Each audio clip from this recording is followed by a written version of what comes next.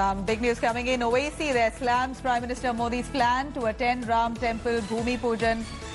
The AIMIM leader tweets, and I quote, attending Bhumi Pujan in official capacity will be a violation of PM's constitutional oath.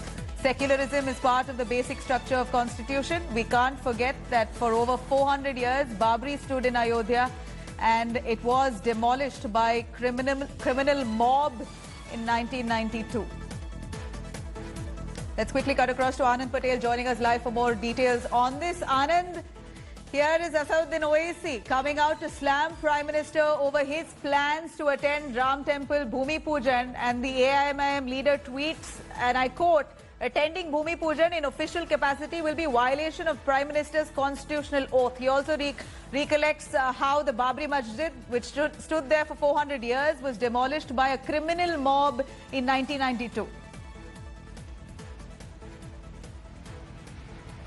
Well, yes, Asaduddin Owaisi is known for making controversial remarks. Here again, he is trying to target Prime Minister Narendra Modi when the grand function for foundation stone laying of the Ram Temple is going to be held on the 5th, and the grand preparations are underway. Prime Minister, along with his top senior cabinet colleagues, are likely to attend.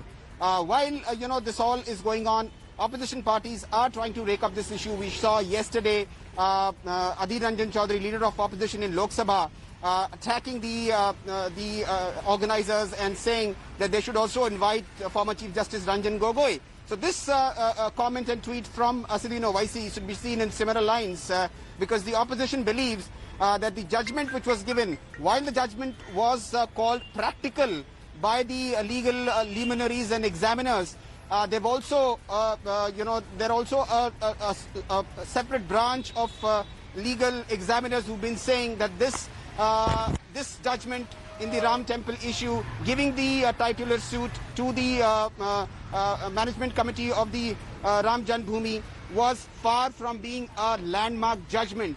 So while, the legal luminaries are sort of giving reactions in both for and against the judgment, the matter has been settled by the Supreme Court of India, but the political discourse will continue, and comments like Asaduddin Owaisi will continue to fire controversies and spark off debates. Absolutely, Anand Patel. Thank you very much for joining us with those details there.